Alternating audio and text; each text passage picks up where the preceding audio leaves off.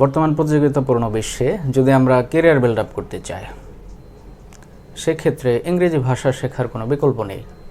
আর যদি ইংরেজি ভাষা শিখতে চাই, সেক্ষেত্রে ভোকাবুলারি এনরিচ করার কোনো বিকল্প নেই, অর্থাৎ ওয়ার্ড মিনিং শেখার কোনো বিকল্প নেই।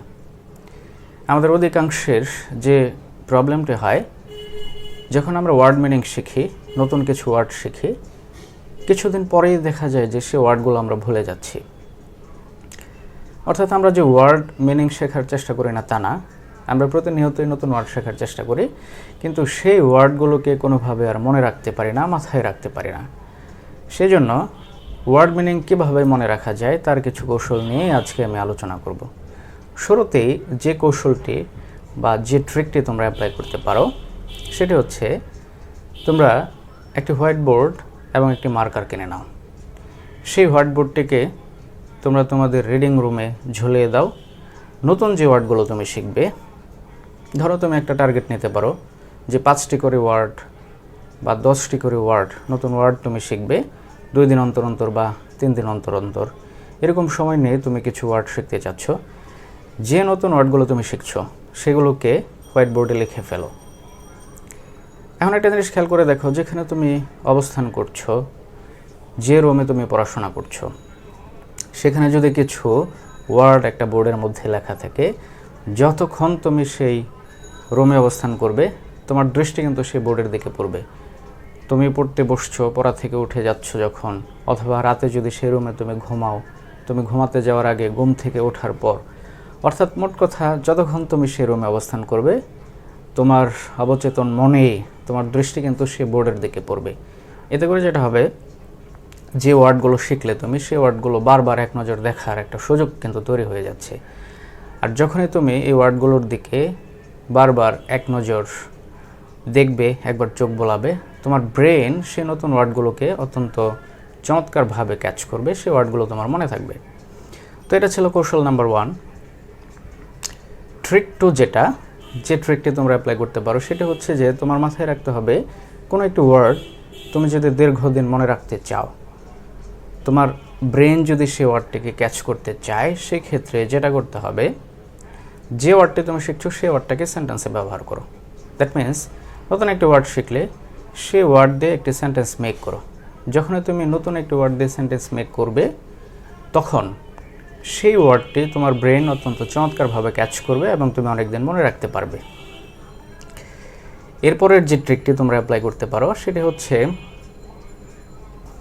দেখো খেয়াল করো, আমরা সবাই কম বেশি বিভিন্ন প্রয়োজনে বাইরে বের হচ্ছি এবং সাথে সবসময় মোবাইল এবং ওয়ালেট রাখছি। তো ওয়ালেট দিয়ে নর্মালি আমরা কি করি, আমরা আমাদের টাকা পয়সা ক্যারি করে থাকি। এই ওয়ালেটের নতুন আরেকটি ব্যবহার কিন্তু তোমরা করতে পারো। একটা জিনিস খেয়াল করে দেখবে, ওয়ালেটের একটা অংশে ছবি রাখা যায়, যে অংশটি ট্রান্সপারেন্ট। সেই অংশে তুমি যে নতুন ওয়ার্ডগুলো শিখলে, সেই ওয়ার্ডগুলো ছোট্ট একটা কাগজের টুকরোর মধ্যে লিখে নাও। লিখে ওয়ালেটের সেই ট্রান্সপারেন্ট অংশে সেই কাগজের টুকরোটি রেখে দাও।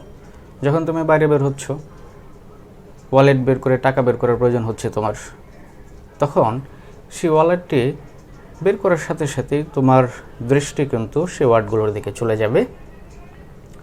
অর্থাৎ তুমি বাইরে থাকা অবস্থাতেও সেই ওয়ার্ডগুলো এক নজর চোখ বুলে নেওয়ার সুযোগ পাচ্ছ।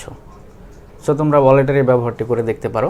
এছাড়াও যেটা করা যায়, এই কৌশলটি যদিও একটু হাস্যকর মনে হতে পারে অনেকের কাছে, দেখো আমরা প্রয়োজনে প্রতিদিনই প্রায় ঘরের বাইরে বের হচ্ছি।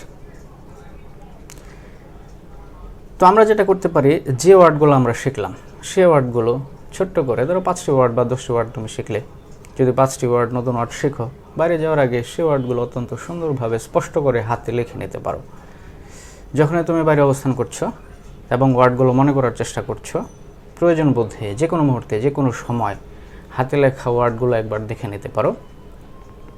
এবং খেয়াল করো, চেয়ার টেবিল ছাড়া যখন বাইরে গিয়ে অন্য একটা পরিবেশে একটা বিষয় শেখার চেষ্টা করছো, তোমার ব্রেন নতুন একটা এনভায়রনমেন্ট পাচ্ছে। সেই ক্ষেত্রে তোমার ব্রেন সেই ওয়ার্ডগুলোকে অত্যন্ত সুন্দরভাবে, কার্যকরভাবে কিন্তু ক্যাচ করতে পারে। এর পরবর্তী যে ট্রিক বা কৌশলটি আছে, যেটা আমার কাছে ব্যক্তিগতভাবে মনে হয়েছে অত্যন্ত ইফেক্টিভ, খুব কার্যকর। ধরো তুমি 5টি ওয়ার্ড শিখলে, সেই ওয়ার্ডগুলোকে একটা নির্দিষ্ট খাতায় না দেখে ওয়ার্ড এবং বাংলা মিনিং লিখে ফেলো। যে ওয়ার্ডগুলো তুমি শিখছো সেগুলো বাংলা মিনিং সহ খাতায় লিখতে পারো কিনা না দেখে সেটা চেষ্টা করো। যখনই তুমি একটি নতুন ওয়ার্ড লিখছো পাশে তার মিনিং লিখছো, এই যে তুমি লিখছো এই বিষয়টি তোমার ব্রেন খুব ভালোভাবে ক্যাচ করে নেবে এবং সেই ওয়ার্ডগুলো তোমার মাথায়, তোমার ব্রেন অনেক দিন ক্যাচ করে রাখতে পারবে, অনেক দিন তুমি সেই ওয়ার্ডগুলো মনে রাখতে পারবে। এছাড়াও সর্বশেষ যে কৌশলটি বা ট্রিকটি তুমি অ্যাপ্লাই করতে পারো সেটি হচ্ছে, ধরো তুমি 5টি করে ওয়ার্ড শিখছো বা 10টি করে ওয়ার্ড তুমি শিখছো, তো শিখতে শিখতে একটা পর্যায়ে দেখবে যে 30টি বা 40টি ওয়ার্ড নতুন ওয়ার্ড যখন তোমার শেখা হয়ে গেছে, তখন একটা নির্দিষ্ট ডে ফিক্স করে সবগুলো ওয়ার্ড, প্রথম যে ওয়ার্ডটি শিখলে এবং সর্বশেষ যে ওয়ার্ডটি শিখলে, সবগুলো ওয়ার্ড রিভিশন করার চেষ্টা করো। তো এই কৌশলগুলো অ্যাপ্লাই করে তুমি যদি ওয়ার্ড শেখার চেষ্টা করো এবং প্রতিনিয়ত এই ওয়েগুলো কন্টিনিউ করো, সেক্ষেত্রে আমার দৃঢ় বিশ্বাস ওয়ার্ড মিনিং অত্যন্ত সহজেই তুমি মনে রাখতে পারবে। All of you can try this tricks and I personally think this will work. সবাই ভালো থাকবে, সুস্থ থাকবে। আল্লাহ হাফিজ।